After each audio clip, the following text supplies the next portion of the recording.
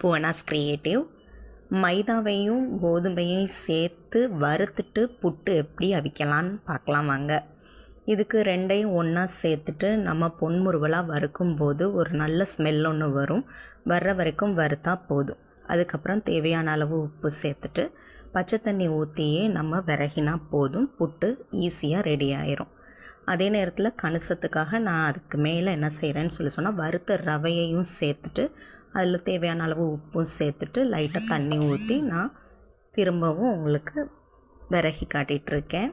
So இதை விறகுறது ரொம்ப simple தான். விறகினதுக்கப்புறம் நான் இதில் தேங்காய் பூ சேர்க்கலை. வேணும்னா தேங்காய் பூ சேர்த்துக்கலாம். இதுக்கப்புறம் நம்ம வழமையாக செய்கிற மாதிரி இட்லி தட்டில் வச்சு நம்ம அவிச்செடுக்கிற வேலை மட்டும்தான். அவிச்சதுக்கப்புறம் பார்ப்போம் எப்படி வருது அப்படின்னு சொல்லிட்டு. நான் ஏற்கனவே உங்களுக்கு சொல்லியிருக்கேன், இந்த இட்லி தட்டில் வச்சு அவிக்கும்போது கவனமாக இருங்கன்னு. தட்டை அடுக்கும்போது ரொம்ப கவனமாக இருக்கணும்.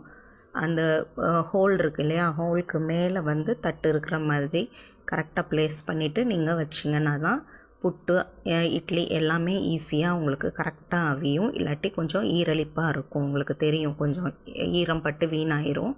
ஸோ கரெக்டாக நீங்கள் அதை வச்சு நீங்கள் அவிச்சிங்கன்னா ஓகே.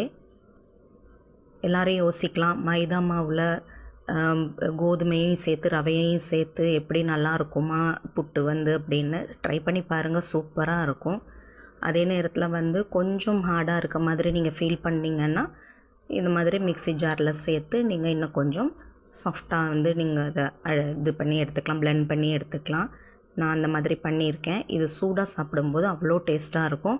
ஆல்ரெடி இந்த புட்டு சாப்பிட்ற வீடியோ நான் போட்டிருக்கேன், நீங்கள் பார்க்கலாம். தேங்க்யூ. இது அம்மா கைப்பக்குவம்.